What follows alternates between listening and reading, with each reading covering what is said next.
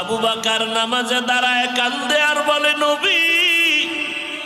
হাসরের ময়দানে যেদিন উলঙ্গ দাঁড়ায় যাব, আল্লাহ যদি ডেকে বলে, রে আবু বকর, আমি আল্লাহ কত নেয়ামত তোমাকে দান করেছিলাম, জান্নাতের টিকিট দিলাম 10 জনার সিরিয়াল 1-এ তোমার নাম রাখলাম। ও আবু বকর, নবীজির তোমার নবীর বিপদকালে তোমারে বন্ধু বানায় দিলাম, হিজরতের সাথী বানাইয়া এত নেয়ামত তোমারে দিলাম, আমার দরবারে সেই বিনিময় কি নিয়ে আসছো? আমি যদি আমল নামা পেশ করি, ও আল্লাহ, নামাজ পড়লাম, রোজা রাখলাম, কোরআন তেলাওয়াত করেছি,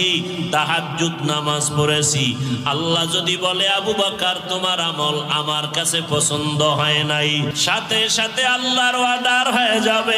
এর জাহান্নামের ফেরেশতারা আবু বকরের হাতে হ্যান্ডকাপ লাগায়